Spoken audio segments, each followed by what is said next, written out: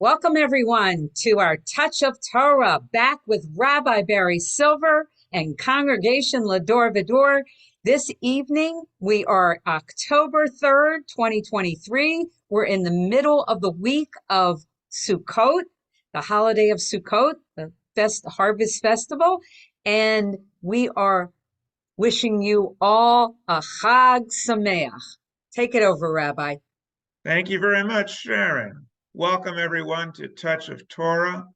The Torah reading this week, like last week, is kind of flexible because with the high holidays, it begins the new year, but we don't actually start reading the Torah from the beginning until next week with Simchat Torah. So we have a couple of weeks hiatus where we kind of can pick and choose various passages. Usually, those passages have to do with the holidays that are celebrated, which is Sukkot, and then the culmination of Sukkot is called Simchat Torah, or Shmini Atzeret. So this Friday, we'll be reading from the book of Deuteronomy, a passage called RE'EH, which describes the festival holidays and Simchat Torah, which we'll be celebrating. So in Israel, in ancient days, the festivals were called pilgrim festivals. Doesn't mean like pilgrims like colonists in the United States. A pilgrim is someone who migrates or travels to a destination in search of holy land or holy ground. So the Israelites were considered pilgrims. The colonists were pilgrims going from Europe to America. And so these are called pilgrim festivals because people used to travel from where they lived to Jerusalem, to the Holy Land, to the temple, in order to make a sacrifice and give thanks for the bounty.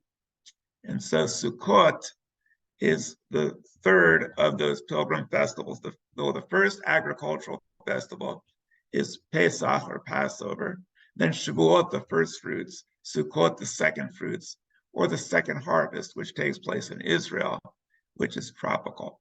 So we'll be reading from the book of Deuteronomy and talking about the celebration of Sukkot, which reminds us that whatever you plant, whatever you sow, that's what you reap. So you got to invest, you got to work towards ideals. If you do a good job, you'll reap a bountiful harvest. If you do a bad job, then you're going to reap all types of terrible things. Like, for instance, if you have a political party and they achieve consensus by surrounding themselves with someone who first blamed Trump for the insurrection and then came to Mar-a-Lago and kissed his ring and bowed down to an insurrectionist, you're going to reap a bad harvest. And that's what McCarthy is realizing today, as he's now been ousted as the speaker. His tenure was very flimsy. It was even flimsier than the Sukkot. It was built on shaky ground.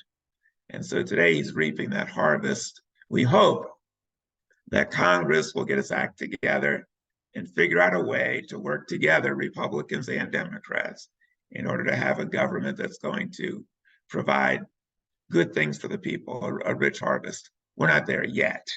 But I believe if people educate themselves, if we use reason and logic, if we use ideals, not Jewish ideals, American ideals of brotherhood, peace, and compassion, then we'll reap a very good harvest. And towards that end, we're having a rally on October 16 that's going to be dedicated to protecting the agricultural reserve so we can reap a good harvest here in South Florida with fruits and good vegetables.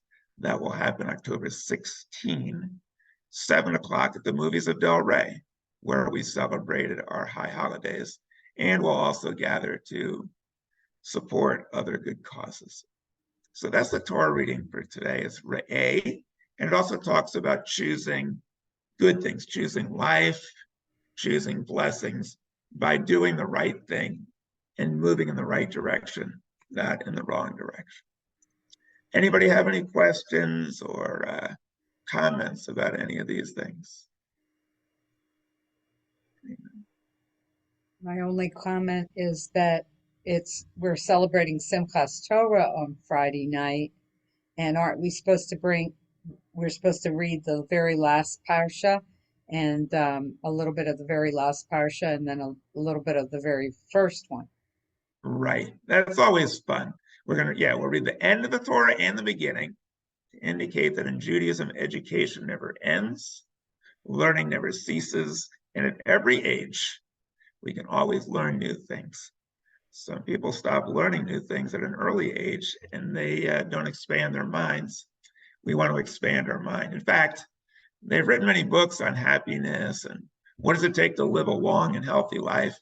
Many of our members could tell you it's always learning and growing, accomplishing, and waking up with a sense of purpose. And so this learning goes on throughout life, especially Jewish and spiritual learning. We always have something new to learn that keeps life interesting, keeps us interesting as well.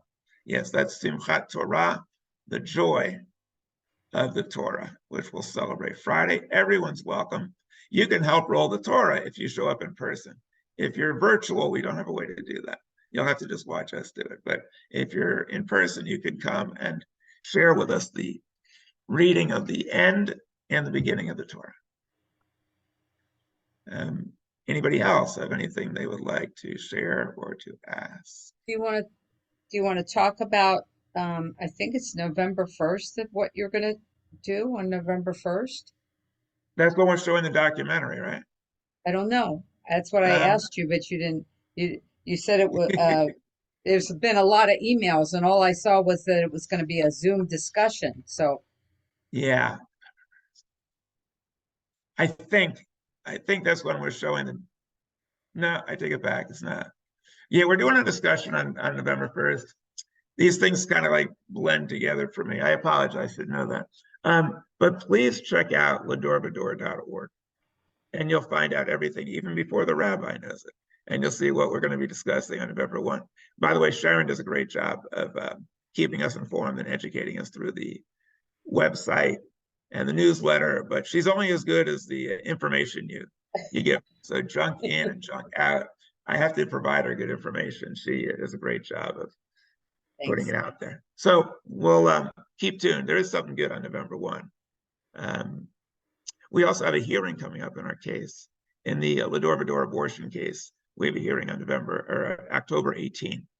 Keep posted on that, because that could actually, if we succeed, we will throw out the anti-abortion law and end the 15-week ban and the 6-week ban in Florida. Our congregation is the plaintiff, along with some others in that lawsuit. So definitely keep looking at our website, ladorvador.org, to keep updated new and exciting events. I think we might call it there. And that's fine.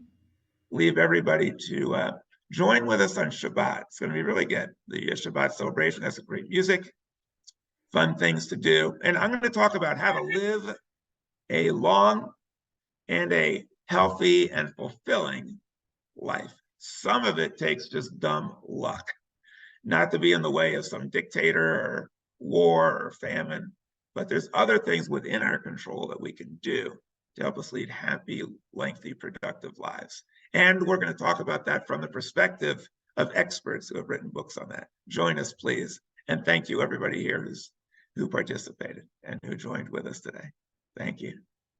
Thanks, Rabbi. Appreciate it. Take care, Sharon. Take care, Gloria and Alan. Have a great week. See you soon.